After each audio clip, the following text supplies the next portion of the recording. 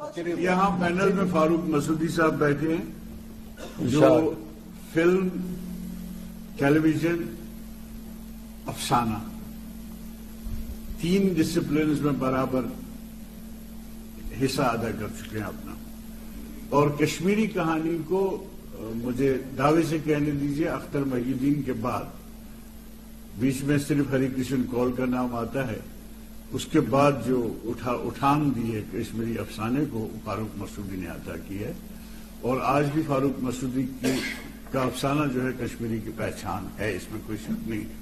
اردو میں بھی لکھتے رہے اور ابھی فلم بھی بنائی ہے اور زبردست گرم سبجیکٹ ہے، اور اس کا موقع نہیں ہے یہاں ڈسکس کرنے کا۔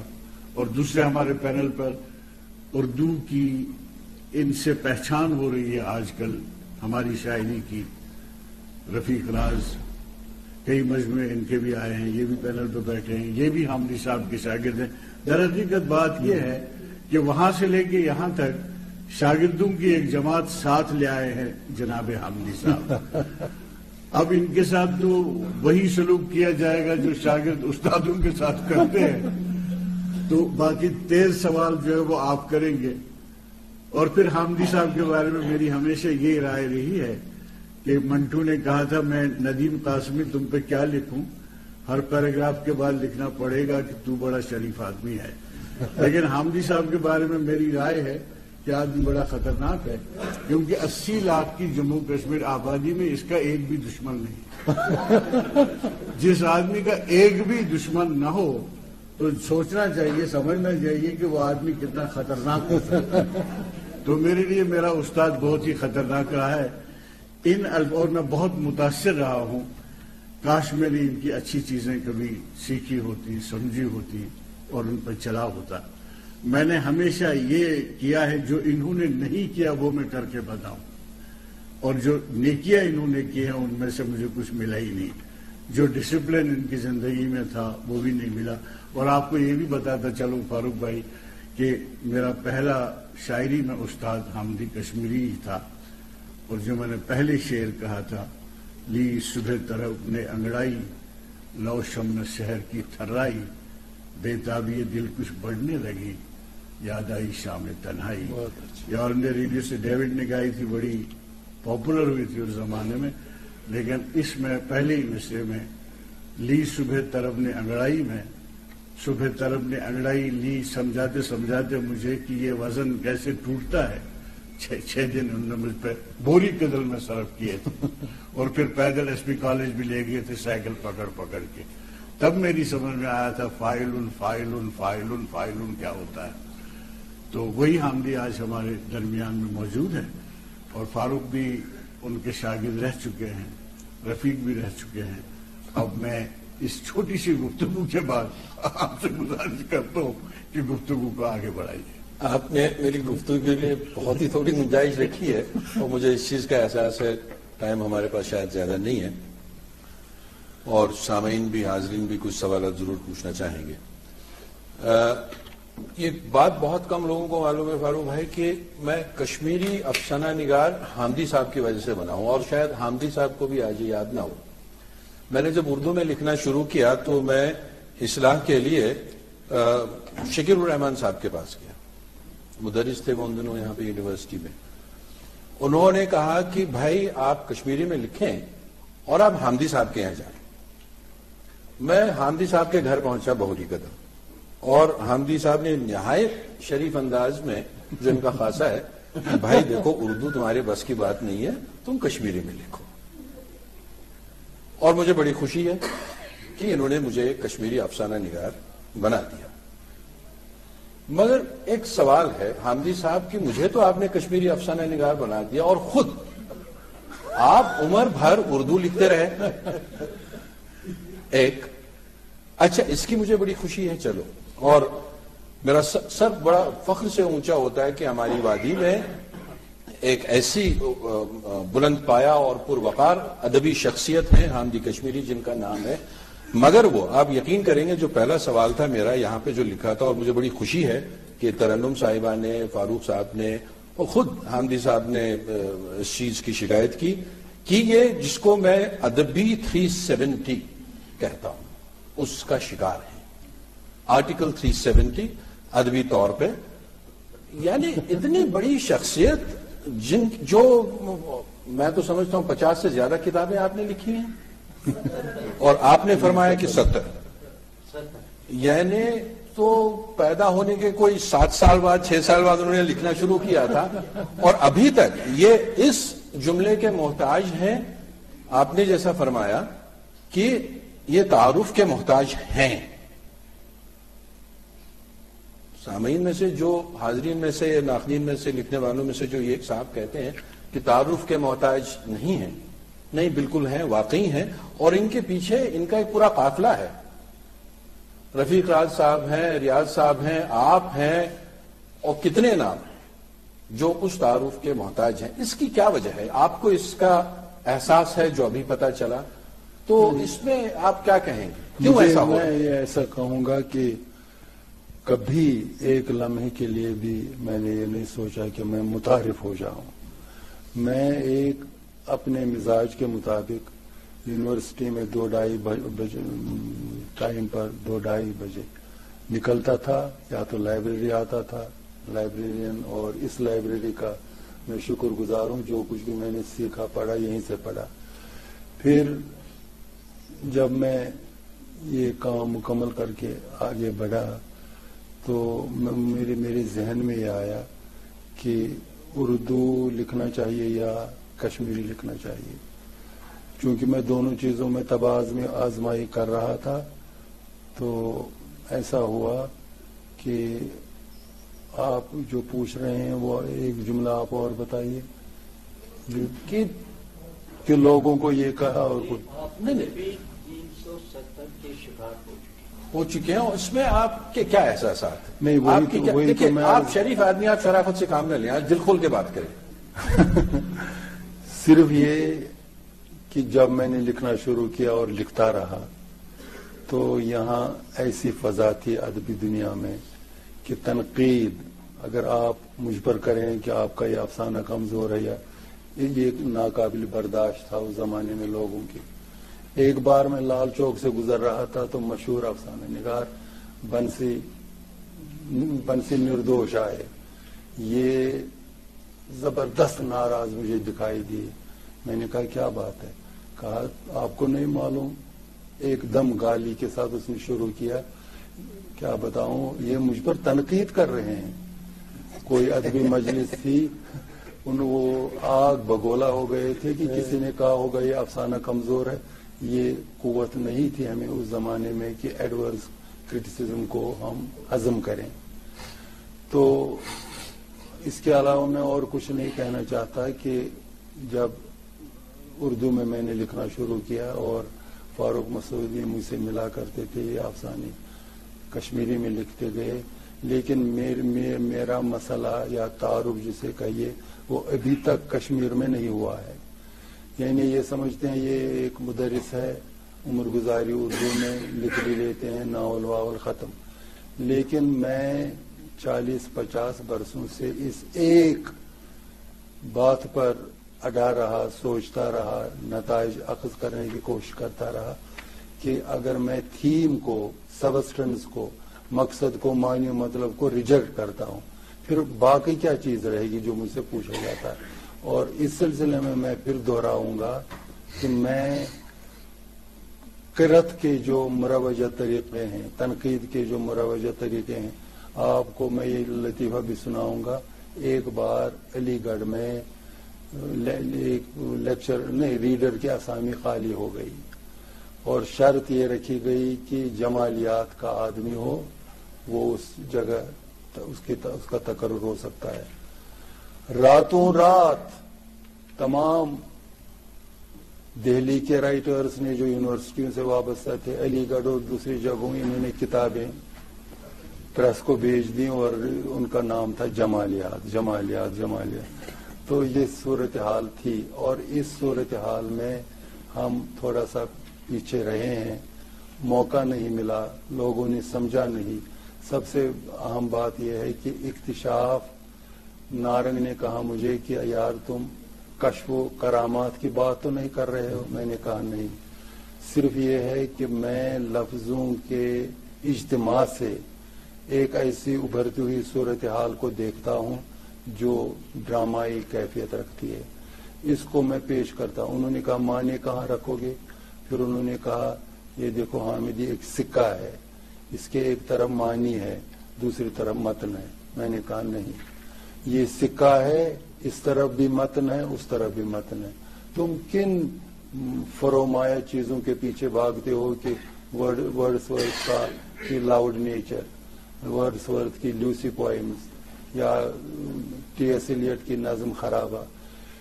جب تک ہم یہ محسوس نہ کریں کہ اس نظم میں الفاظ کریٹیولی استعمال ہوئے ہیں جو ایک نئی دنیا کو پیدا کر رہے ہیں، میں اس کو ختم کروں گا، لیکن یہ ضرور کہوں گا کہ یہی ایک صورت ہے دو چیزوں کے لیے۔ ایک درجہ بندی، اگر پریم چند دیہی زندگی کے بارے میں لکھتا ہے، علی عباس حسینی لکھتا ہے اور سہیل عظیم آبادی لکھتے ہیں اور کئی لوگ، ہاؤ ول یو ڈفرینشیٹ؟ اگر آپ مقصدیت کے نقطہ نظر سے دیکھیں تو یہی ہوتا ہے کہ اس نے بھی گاؤں کے لوگوں کا درد کو محسوس کیا، اس نے بھی، تو کہیں ہم نہیں پہنچتے۔ ایک تو یہ، دوسرا یہ کہ تخلیق کے لوازم کیا ہیں۔ تو ان باتوں پر میں نے سوچا، اب اتنے برسوں کے بعد اردو کے جو اکابرین ہیں وہ مجھے پوچھتے ہیں، کہتے ہیں کہ ہماری افسانہ نگاری پر اس طرح سے لکھیے، شاعری پر لکھیے۔ یہ متواتر میرے پاس تقاضے اور بلکہ درخواستیں آتی ہیں۔ عبدالصمد مشہور صاحب خطی کلام ہو رہا ہے، مطلب سوال انہوں نے یہ پوچھا تھا کہ جو ریکگنیشن آپ کو ملنا چاہیے تھا، جو پذیرائی ہونی چاہیے تھی سب کانٹیننٹ کی لیول پر اردو دنیا میں، مجھے لگتا ہے اس جواب سے کہ آپ اس سے مطمئن ہیں۔ اور میرا مطالعہ یہ کہہ رہا ہے کہ جمیل جالبی سے لے کر گوپی چند نارنگ تک، وارث علوی سے لے کر کے قاسمی تک، سبھی لوگوں نے اعتراف کیا ہے آپ کے کنٹریبیوشنز کا ہی نہیں بلکہ کہیں کہیں اتفاق بڑا لاؤڈ ہوا ہے۔ وزیر اعظم کے یہاں بڑا لاؤڈ اتفاق ہوا ہے جب آپ نے ان کی کچھ نظموں کا انالیسس کیا ہے۔ تو ان حلقے میں جو حلقہ بہت ہی اہم حلقہ ہے، ناقدین کا حلقہ، وہاں آپ کی تنقید کی پذیرائی ہوتی ہے اور جتنے بھی یونیورسٹیز ہیں وہاں بھی ہوتی ہے۔ پھر کیا شکایت ہے آپ کو کہ کشمیر میں اردو کے حوالے سے؟ اس میں سیدھی سی بات ہے، ایک تو ہم زبردست بحرانی ادوار سے گزرے ہیں، ان ادوار میں کا نہ ملنا نہ ملانا، وہ ملاقات، وہ محافل، وہ ملاقاتیں کہاں رائی صاحب؟ ملنے کی جگہ مقابر رہ گئے۔ چلے فاروق صاحب آپ کچھ کہہ رہے تھے۔ سر میں جی میں آپ کو بتاؤں کہ جتنی حوصلہ ورزی ہے، اردو کا عالم یہ ہے کہ گینگس آف نیو یارک، آپ کہیں بھی دیکھ لیجیے وہ گینگس آپریٹ کرتے ہیں۔ گینگس میں کئی بار سوچتا ہوں کہ میرے پاس ایسے کئی کیسز آتے ہیں شریف آدمیوں کے کہ میں سوچتا ہوں کہ یار اس کو کرپل ڈیفیمیشن کیس کریں گے، ایسے معاف کیجیے گا بدماش پڑے ہوئے ہیں۔ آپ کو عبرت حاصل ہوگا کہ یہ میری بیگم صاحبہ گئی تھی لاہور، تو وہاں سے جمیل الدین علی کی کتاب لے کے آئے، عبرتناک ہے وہ کتاب کہ بابا اردو عبدالحق کو کیسے ذہنی مریض بنایا انہوں نے، کس طرح سے اس کو وہ ٹیلی فون کرتے تھے صبح شام، جسٹ ٹارچر ہے۔ تو ایک ایلیمنٹ وہ بھی ہے، آپ جو کہتے ہیں نا 370 بھی ہے، کئی چیزیں اس میں شامل ہیں۔ 356 بھی ہے۔ جی چلیے۔ جی میرا ایک سوال ہے، اس میں تھوڑا سا آپ مجھے معاف فرمائیں گے، ذرا سا نہ کھل کے بات کیجیے، ارکائیو میں جا رہا ہے۔ میں آپ کا بہت ادب کرتا ہوں، مگر ایک یہ کہ مجھے خواہش ہے، آرزو ہے، کوئی مجھ سے گستاخی کرے۔ یہ کوئی 70s، مڈ 70s یا لیٹ 70s کی بات ہے۔ میں کلچرل اکیڈمی میں بیٹھا تھا، وہاں پہ لون صاحب تھے، کامل صاحب تھے، میرے خیال میں اختر صاحب بھی ایسے ٹہلتے ہوئے آ گئے تھے، کچھ اور صاحب تھے، ایسے گفتگو چلی جس میں آپ کا ذکر چھڑا اور کچھ خبر اس طرح بڑی سنسنی خیز تھی اور گرما گرم تھی کہ حامدی صاحب تشریف لائے تھے. انہوں نے کہا تھا کہ کشمیری ادیبوں کی اردو کشمیری جو جتنے ادیب ہیں یہاں پہ ان کی ایک میٹنگ بلانی چاہیے اور اس میں یہ فیصلہ ہونا چاہیے. اور بقول ان کے جو آپ سے الفاظ منسوب ہوئے تھے کہ بھائی یہ دیکھو یہ آج کل کچھ جدیدیت کا فیشن چلا ہے, کچھ نئی چیز چلی ہے, میں معافی چاہوں گا کہ اس میں ڈیسائیڈ کر لیں ہم لوگ آپس میں بیٹھ کے, بھائی اگر یہی لکھنا ہے تو یہی لکھنا شروع کر دیں گے, ایسا نہ ہو کہ ہم پیچھے رہ جائیں. میں صرف ایک چیز کی وضاحت چاہتا ہوں, کیا یہ سچ ہے؟ میں یہ سوچ کر کہ جدیدیت ہے پوری اردو دنیا میں, اس کے اثرات ہیں اور کئی لوگ جدیدی ہو گئے, تو یہ ایک طرح سے امپوزڈ چیز تھی نا. یعنی 60 سے 70 تک جدیدیت کا گلگلہ رہا, پھر ماں بعد جدیدیت کی طرح لوگ سوچنے لگے. میرا یہ خیال ہے کہ ایسا کرتے ہوئے, یعنی جدیدیت کی بات کرتے ہوئے, اس زمانے میں میرا ذہنی سفر اتنا آگے نہیں ہوا تھا, میں بھی اس کے اثر میں آ گیا اور میں نے کتاب بھی لکھی. ہم گفتگو کرتے تھے راہی صاحب سے اور یہ ہمارا کنکلوژن تھا کہ نہیں صاحب وقت کا یہ تقاضا ہے, وقت کا تقاضا ہے محرومی, مایوسی, آئسولیشن, ڈپریشن, پوری قوم ڈپریشن کی شکار ہے, تو اسی کے بارے میں لکھنا چاہیے. اس لیے میں نہیں سمجھتا آپ کی بات درست ہے کہ میرے کہنے پر وہ جدیدیت کو قبول کرتے یا نہ کرتے. ہاں رفیق صاحب, آپ کس ہو گئے؟ ہاں ابھی تو بہت ہو گیا. حامدی صاحب, میں صرف ایک دوسرا سوال کرنا چاہتا ہوں. یہ بتائیے کہ ایک خبر ہم نے یہ بھی سنی کہ بیگم حامدی سے شادی کرنے کے سلسلے میں آپ کو بہت جدوجہد کرنی پڑی. یہ بڑھیا, اس کے بارے میں کچھ بتائیے. یہ اچھا سوال. میں نے فاروق ناز کی میں نے 10 سال گزارے اس اسٹرگل میں. چلیے 10 سال باپ, 10 سال بہت ہوتا ہے. آپ نے مجنون تخلص کیوں نہ رکھی ہے؟ ایسے مجنون اس سے بیٹر بھائی آپ کو نظر آئیں گے بہت. تو میں اختلافات تھے اس زمانے میں, پرانا زمانہ تھا, یہ نہیں کہ آج ٹیلی فون پر سب باتیں طے ہو جاتی ہیں. کاش موبائل رہا ہوتا. 10 سال تو بہت ہوتا ہے. دونوں زمانہ کٹھن تھا یا آپ سلو تھے؟ زمانہ کٹھن تھا. 10 سال واقعی بہت زیادہ ہوتے ہیں, بہت زیادہ. اور اس میں ایک زندہ دل مولوی صاحب نے بھی 10 ایئر کی بہت مدد کی ہے. حامدی صاحب اس وقت کی ایک زندہ دل مولانا صاحب, مولانا یحییٰ صاحب تھے, انہوں نے بہت مدد کیا. تم اسرار خانہ کہاں سے جب یہ اختلافات بڑھتے گئے تو مولویوں کا ایک تھا, وہ بڑا زندہ دل آدمی تھا جس کا آپ نے نام لیا, یحییٰ صاحب. یحییٰ صاحب. میں نے ایک دن ان سے ملاقات ہوئی, میرے کچھ مداح تھے. میں نے کہا آپ اتنے باثر آدمی ہیں, میری شادی وہاں ہونی چاہیے. انہوں نے کہا پہلے کیوں نہیں کر. اور وہ گیا, ان کے باپ کو سمجھایا کہ یہ آدمی بڑے زندہ دل آدمی تھے. وہ آدمی انہوں نے مجھے آپ سے دراصل ایسا تعارف کرایا تھا کہ میں استاد کی بڑی دعائیاں دے رہا تھا. تمہارے لیے یہ کوئی مشکل نہیں ہے سراغ رسانے کا.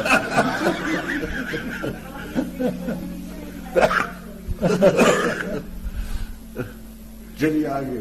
صاحب, حامدی صاحب واقعی ایک آفتاب ہیں, چراغ ہیں, اور آفتاب اور چراغ کا تعارف نہیں کروایا جاتا. آفتاب اور چراغ کا تعارف نہیں کروایا جاتا ہے کہ یہ آفتاب ہے, یہ چراغ ہے, جیسے کہ 1-2 گھنٹے اس میں صرف ہو گئے. سیدھا ان سے سوال پوچھنے چاہیے تھے بسم اللہ, تاکہ ہم بھی کچھ اور سیکھ سکیں. ہاں, ہم نے ان سے بہت سوال کیے ہیں جب ہم ان کے ساتھ ساتھ اور ان کی صحبت میں فیض حاصل کرتے تھے. حامدی صاحب واقعی ہندوستان کے 3 بڑے نقادوں میں شمار ہوتے ہیں, ڈاکٹر گوپی چند نارنگ, شمس الرحمن فاروقی اور حامدی صاحب. ان تینوں کا نام ایک ہی سانس میں لیا جاتا ہے. میں حامدی صاحب سے ایک سوال پوچھنا چاہتا ہوں, وہ یہ کہ کسی بھی زبان میں، دنیا کی کسی بھی زبان میں بڑا ادب نقادوں کی غیر موجودگی میں پیدا ہوا ہے. نقادوں کی موجودگی آس پاس نہیں تھی، نہ نقادوں کے مشوروں کے تحت ادب کیا گیا، تخلیق کیا گیا. میں آپ سے یہ پوچھنا چاہتا ہوں کہ تنقید کی ضرورت ہی کیا ہے؟ دوسرا سوال ساتھ ہی بعد میں موقع ملے کہ نہ، 1917 کے آس پاس یا اوائل صدی کے آس پاس یورپ میں جدیدیت دم توڑ رہی تھی، اور ہم اس سے متعارف ہوئے مڈ 70s میں، جیسے کہ ابھی فاروق مڈ 60s میں 66 کے آس پاس 70 میں دم توڑ چکی تھی یورپ میں بھی. اچھا، ساختیات یورپ میں شروع ہوئی تھی 50ویں دہے میں، اور اب ہم اس وقت بحث کر رہے ہیں. ہم یہ کیا کر رہے ہیں؟ ہمارے مزاج میں کوئی ایسی تحریک نہیں ابھر رہی. ہم اپنی تحریک اپنے مزاج کے مطابق ابھار کیوں نہیں پا رہے ہیں؟ ہم غیر ملکی تحریکوں کے محتاج کیوں ہیں؟ اور غیر ملکی تحریکوں کے زیر اثر ادب تخلیق کرنے پر کیوں بضد اور مصر یہ اصرار ہم کیوں کرتے ہیں؟ اور پھر تھیریز پر تھیریز دیے جا رہے ہیں، جس میں آپ بھی شامل ہیں. انہوں نے جدیدیت کی تھیری دی، کسی نے وجودی تھیری دی، کسی نے ساختیات کی، پس ساختیات کی رد تشکیل کی. اب آپ اکتشافی نظریہ دے رہے ہیں. ان سب سے ادب کو کیا فائدہ ملے گا؟ یہ ایسا ہے کہ اچھا بیسک کوشچن ہے کہ ہم کس لیے ان نظریات کو قبول کریں اور ان کی اصلیت کیا ہے. بہت سے نظریات پیش ہوئے، لیکن وقت کی رفتار جو ہے وہ اتنی بے رحمانہ ہوتی ہے اور تیز ہوتی ہے کہ آج جو چیز مستمل ہے، آج جو چیز ان ووگ ہے، کل یہ حرف باطل ہو جاتی ہے. ایسا ہوا ہے.